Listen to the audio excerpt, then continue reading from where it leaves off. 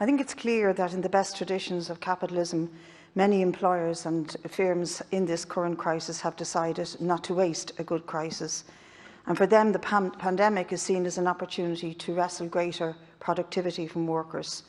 One study suggests that productivity of workers from working from home has risen dramatically, up to about 13%. And this change from one end does avoid long commutes and the expensive travel for workers, but it's also wiped out, that sort of advantages is wiped out by employers enforcing long hours and placing greater demands on workers to work for longer, and the expense of that work in terms of the workspace, the electricity, the heating, the internet costs, etc., are piled onto the worker. So even at this stage of the COVID crisis, we see that this may be a permanent change that many employers want, and many workers may want it, but I think it should be one that is a choice for them. There's a cost to that in terms of workers' mental health, their physical health, their relationships, and the impact on their families. So this bill is welcome.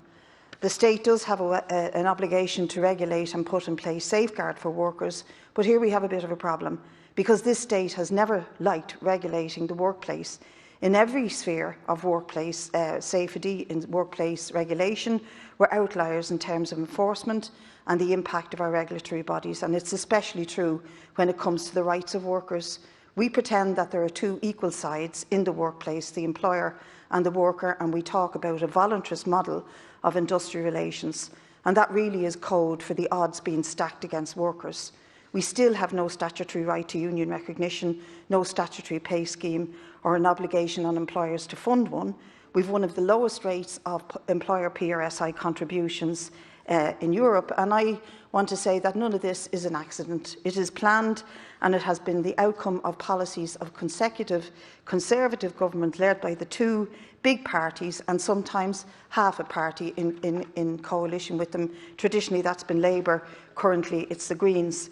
So we do face a problem that we're debating the need for real change to regulate the frontiers of exploitation in workplaces, and the new workplace being at home for many workers, but we have a very, very poor record and have utterly failed to regulate in many spheres for workers. But I want to return to the issue of productivity, because I think that productivity growth is very obvious, and there are benefits for the employer for the working from home model. But it is not surprising that this is not passed on to workers. A recent study showed that when it came to the share of the national output in terms of wages, in 1995, 55% went to workers. By 2015, that had dropped to 44%. And we had seen the biggest drop in the 37 countries surveyed by the OECD, who provided that data. Workers here do remain one of the most productive in Europe, but according to the National Competitive Council, Irish productivity rates and levels have been above the OECD average, and Ireland has had the bigger output among the OECD. But we haven't seen that in terms of wages. So if workers are to work from home, if decent legislation is passed to protect their rights, where then does the increased productivity get paid back to them?